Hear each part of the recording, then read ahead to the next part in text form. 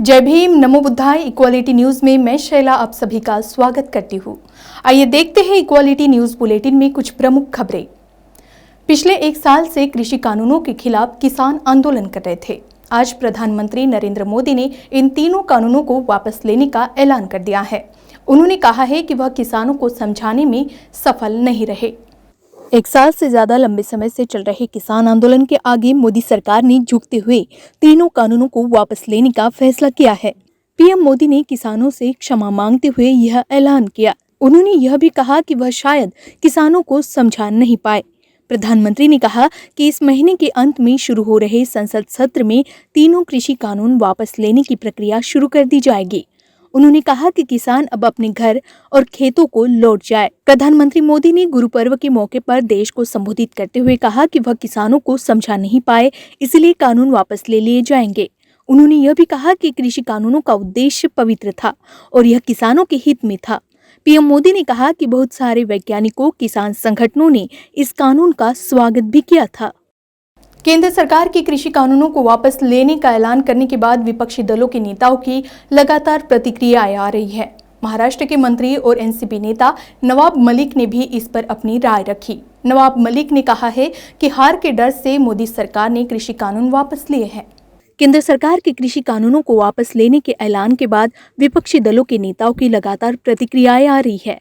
दिल्ली के सीएम अरविंद केजरीवाल ने इसे किसानों की जीत बताया है। उन्होंने अपने ट्वीट में कहा कि 700 से ज्यादा किसान शहीद हो गए हैं। उनकी शहादत अमर रहेगी। आने वाली पीढ़ियां याद रखेगी कि किस तरह इस देश के किसानों ने अपनी जान की बाजी लगाकर किसानी और किसानों को बचाया था। तो राजस्थान की गहलोत सरकार ने भी अपने ट्वीट में तीनों काले कृषि कानूनों की वापसी को लोकतंत्र की जीत एवं मोदी सरकार के अहंकार की हार कहा है। साथ ही इसे किसानों के धैर्य की जीत बताया है। इसके अलावा पंजाब के पूर्व CM captain Amarinder Singh, Navjot Singh Sidhu, Sanjay Singh, P Chidambaram जैसे नेताओं ने भी इस फैसले पर अपनी प्रतिक्रियाएं दी। वहीं महाराष्ट्र के मंत्री नवाब मलिक ने कहा कि हार के डर से मोदी सरकार ने कृषि कानून वापस लिए हैं। जिस तरह से देश के किसानों ने एकजुटता से लड़ाई को जारी रखा, कई किसानों ने अपने प्राणों की आहुति दी, जुल्म हुए, गाड़ियों से रौंदा गया, लेकिन किसान भाई डटे रहे और सरकार को किसानों ने झुकाने का काम किया। हम किसानों को सलाम करते हैं और शहीद किसानों का अभिवादन करते हैं। जिस तरह से किसानों को जलील किया गया, खालिस्तानी कहा गया, आतंकवादी कहा गया, एंटी नेशनल कहा गया, लेकिन किसान भाई डटे रहे और एक उदाहरण तय कर दिया इस देश के अंदर कि कोई कितना भी बड़ा तानाशाह हो, मनमानी कारोबार चलाता हो, अगर देश के लोग एकजुट होकर खड़े हो गए तो सरकार को झुकना पड़ता है। आज देश के किसानों ने मोदी सरकार को झुकाया। हम उनका अभिवादन करते हैं, अभिनंदन करते हैं, शहीदों का अभिवादन करते हैं। और लड़ाई अगर मन से, इच्छा से, ईमानदारी से लड़ी जाए तो जीती जाती है। आज सरकार झुकी है। हमें लगता है ये शुरुआत है। अब मनमानी कारोबार इस देश में नहीं चलेगा। शर्त यह है कि हिम्मत और ताकत से लड़ाई लड़ी जाए। इस देश में शुरुआत हुई है मोदी काल में। अब मनमानी कारोबार नहीं चलेगा। हम पूरी तरह से आशा रखते हैं। रिपब्लिकन पार्टी ऑफ इंडिया के प्रयासों से दीक्षा भूमि परिसर में स्थित ऑडिटोरियम हॉल में आरपीआई के वरिष्ठ नेता एडवोकेट एवले का सम्मान समारोह एवं एडवोकेट भानु प्रताप सिंह और रतन लाल जी का व्याख्यान रखा गया था, जिसमें दोनों वक्ताओं ने प्रखरता के साथ अपने विचार रखे। एडवोकेट भानु प्रताप ने संघ, मोदी और भारत की नई शिक्षा नीति पर सवाल उठाए, तो वहीं रतन लाल जी ने अपने वक्तव्य में कहा कि वर्तमान में दबे कुचले वर्गों को उठाने के लिए हजारों अम्बेडकर की जरूरत है। 1.5 से 2 के बीच में तो 2 आप मान सकते हैं।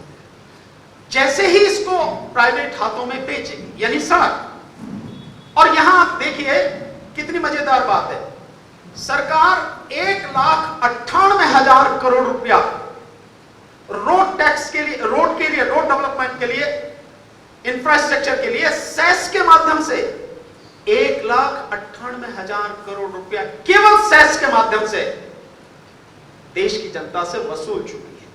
इसके अलावा आप कोई भी गाड़ी लेके आइए, स्कूटर से लेके और बड़ी गाड़ी तक, उस पर उसकी कीमत के हिसाब से रोड टैक्स ले लिया जाता है। आप ये भी दे रहे हैं और फिर इसके बाद में आप टोल टैक्स देंगे। तो जो टोल टैक्स आज आप 2 रुपए प्रति किलोमीटर के हिसाब से दे रहे हैं, आने वाले समय में वो 5 रुपए 6 रुपए प्रति किलोमीटर के हिसाब से होगा। पैसा किसका है? जो पैसा आपसे सेस के माध्यम से, रोड टैक्स के माध्यम से पहले ही गवर्नमेंट ले चुकी है, आपका और हमारा। उससे रोड बनाया गया और उसी रोड को बेच के सरकार पैसा कमा रही है।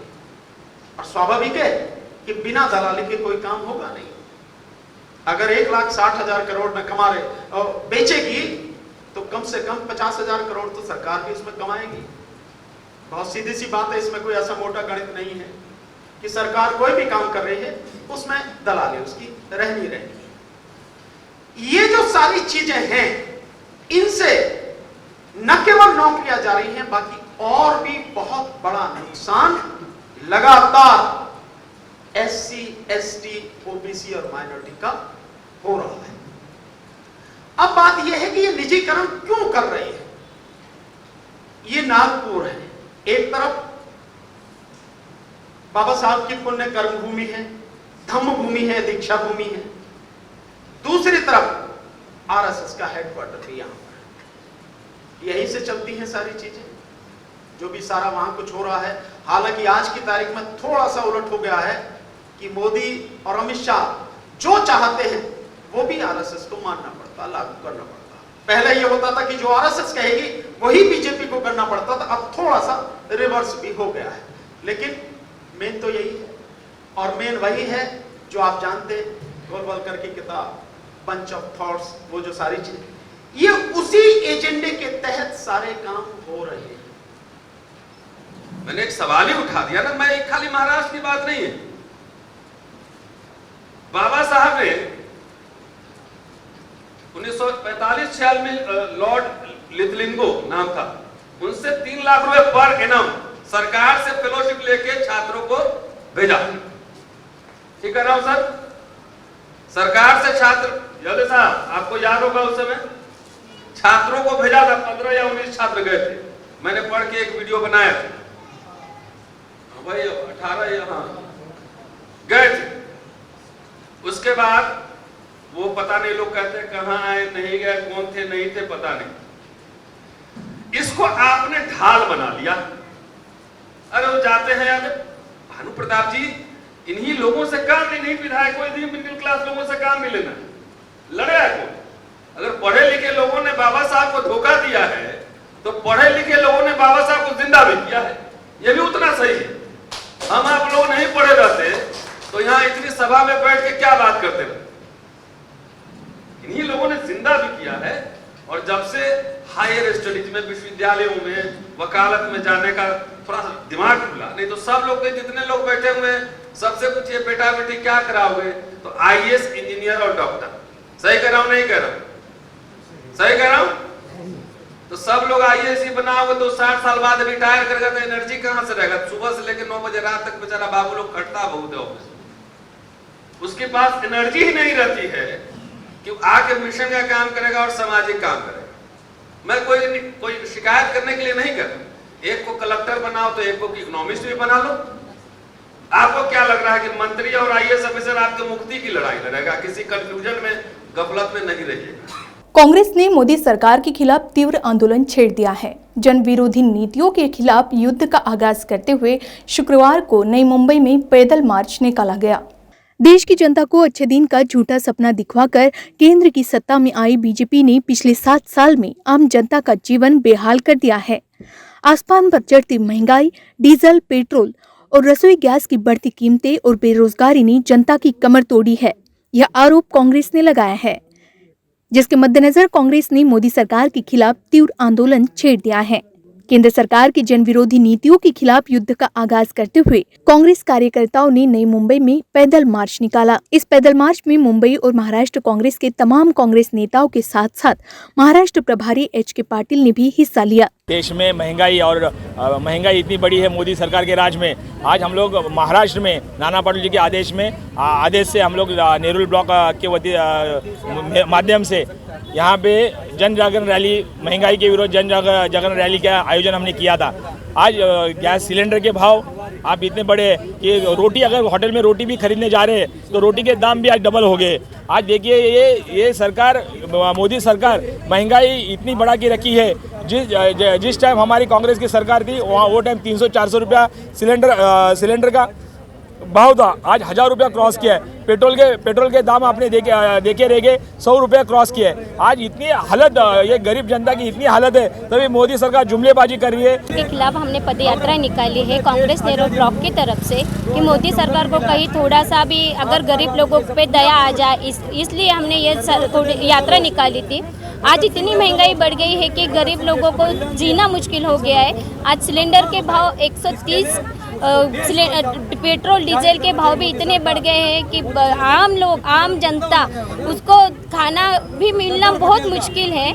जब भी पहले कांग्रेस सरकार थी उस टाइम पे बहुत सारे सुकून शांति से सब लोग खाना तो खाते थे, अभी 2 टाइम का खाना भी मिलना बहुत मुश्किल है। नई मुंबई में नेहरू ब्लॉक की ओर से यह पैदल मार्च निकाला गया था। इस पैदल मार्च में कांग्रेस के पूर्व नगर सेवक संतोष शेट्टी, इंटर के नई मुंबई अध्यक्ष रविंद्र सावंत और महिला पदाधिकारियों समेत बड़ी संख्या में कांग्रेस के कार्यकर्ता शामिल हुए थे। जैसे ही प्रधानमंत्री द्वारा कृषि अधिनियम को वापस लिया गया, देश भर में किसानों ने आतिशबाजी के साथ जश्न मनाया। महाराष्ट्र के जलगांव स्थित चोपड़ा में भी किसानों ने छत्रपति शिवाजी महाराज और डॉक्टर बाबा साहब अम्बेडकर, साथ ही महात्मा गांधी की प्रतिमाओं पर माल्यार्पण कर इस अवसर पर जश्न मनाया। इस वक्त जय जवान जय किसान का जय घोष भी किया गया। 3 कृषि कानूनों को निरस्त करने की मांग को लेकर दिल्ली में किसान पिछले साल से विरोध प्रदर्शन कर रहे हैं। आज प्रधानमंत्री द्वारा कृषि अधिनियम को वापस लिया गया, जिससे देश भर के किसानों में खुशी का माहौल है। इस अवसर पर जलगांव में भी आतिशबाजी के साथ जश्न मनाया गया। जलगांव के चोपड़ा में किसानों ने छत्रपति शिवाजी महाराज, डॉक्टर बाबा साहब अम्बेडकर और महात्मा गांधी की प्रतिमाओं पर माल्यार्पण किया। इस वक्त किसान संगठन के SB पाटिल, भागवत महाजन, सचिन शिंपी, प्रदीप पाटिल, CH पाटिल, रमाकांत सोनवणे के साथ कई किसान संगठन कार्यकर्ता शामिल हुए थे। इस वक्त जय जवान जय किसान का जय घोष भी किया गया। शेतकरी हा कृषी कायदे बदलाच्या याच्यात नव्हता, पण त्याच्यातली काही कलम ज्यामुळे शेतकरी कायमचा उद्ध्वस्त होणार होता, ते आधी मागे घ्या आणि नंतर किमान आधारभूत किमतीचा कायदा आणा। यासाठी लोकशाही पद्धतीने संविधानात 650 शेतकरी मेले तरी देखील भारतीय लोकशाहीचं आणि संविधानाचं वैशिष्ट्य आहे की सर्व शेतकरी त्या ठिकाणी अतिशय संयमाने आंदोलन करत होते आणि आज माननीय पंतप्रधानांनी देखील त्या संयमाचे हे करून आज 3 कृषी कायदे मागे घेण्याची घोषणा केली। मी म्हणतो की आज बाबासाहेब आंबेडकर असतील, महात्मा गांधी असतील, त्यांनी जे संविधान तयार केलं त्या संविधानाचा खऱ्या अर्थाने विजय झालेला आहे। मध्य प्रदेश सरकार के आबकारी विभाग द्वारा एक अलग फरमान इन दिनों काफी चर्चा में है, जिसका वीडियो काफी वायरल हो गया है। इस बार मामला शराब पीने से जुड़ा है, जहां आबकारी विभाग द्वारा जारी दिशा निर्देशों के चलते अब उन्हीं को शराब खरीदी की अनुमति होगी जिनके दोनों वैक्सीन के डोज पूरे हुए हैं। और जब आबकारी विभाग के अधिकारियों से पूछा गया कि इस बात की विश्वसनीयता क्या होगी कि जिन्हें शराब दी जाएगी उनके दोनों डोज पूरे हो चुके हैं, तब आबकारी विभाग का कॉन्फिडेंस देखिए, जिन्होंने शराबियों पर कुछ इस कदर विश्वास जता दिया है जो हास्यास्पद है। कारण ये यहाँ लोकल प्रशासन ने जो आदेश दिए उसके तहत हमने यहाँ पे आदेश निकाला है कि जिसके दोनों डोज लग गए हों उसी को हम दारू की बिक्री करेंगे।